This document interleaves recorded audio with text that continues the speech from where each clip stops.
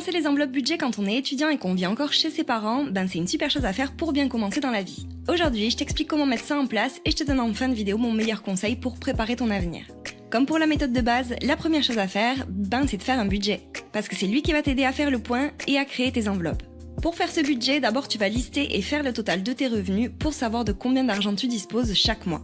Alors quand t'es étudiant, tes revenus ça va être par exemple une pension que tu reçois de tes parents, une bourse étudiante, un salaire que tu touches pour un travail que tu fais à côté de tes études, ou même encore des ventes que tu fais sur Vinted ou d'autres plateformes. La deuxième étape, ça va être de lister tes dépenses obligatoires mensuelles, c'est ce qu'on appelle les charges fixes. En étant chez tes parents, a priori, t'auras pas de charges liées au foyer, donc pour toi ce sera plutôt par exemple tes abonnements, les transports, des frais d'inscription à la fac, etc. En réalité, tout va dépendre de ce que te payent tes parents et ce qui reste à ta charge. Mais l'idée ici, en gros, c'est de lister tout ce qui va être prélevé automatiquement tous les mois de ton compte en banque. Une fois que t'as fait ça, tu vas calculer ce qu'il te reste. Donc tu fais le calcul revenu moins charge fixe et le montant qu'il te reste, il s'appelle le reste à vivre. Et c'est avec ce reste à vivre que tu vas pouvoir créer tes enveloppes budget de dépenses courantes et éventuellement d'épargne. Ici aussi, tu vas lister les catégories de dépenses dont tu vas avoir besoin au quotidien, mais là la différence, c'est que c'est toi qui vas allouer les montants de ces budgets selon tes besoins et en t'assurant de ne pas dépasser ton reste à vivre surtout. Tes enveloppes budget courantes, ça peut être par exemple pour les repas que tu fais à l'extérieur, les sorties, des fournitures dont tu as besoin pour la fac, du shopping, etc.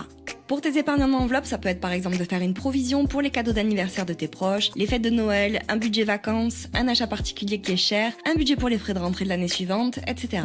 Tu l'auras compris, tes enveloppes, elles vont dépendre de tes besoins, de tes projets et de tes envies, et je te conseille de te poser un moment pour bien définir tout ça. Mais en gros, l'idée, c'est que tu aies une vue large de toutes les dépenses que tu pourrais avoir à court, moyen et long terme pour éviter les imprévus et optimiser ton argent.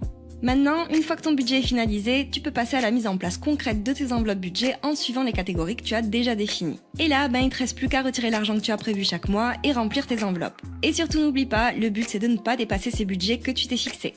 Voilà pour la mise en place de la méthode, et maintenant mon dernier et meilleur conseil, celui que t'attends, c'est d'épargner au maximum pour préparer l'avenir si tu en as la possibilité. Je t'encourage fortement à te faire ouvrir un livret d'épargne en banque, à mettre de l'argent dessus dès que tu en as la possibilité et de ne pas y toucher pour des achats plaisir ou superflus en plus des budgets que tu t'es alloués.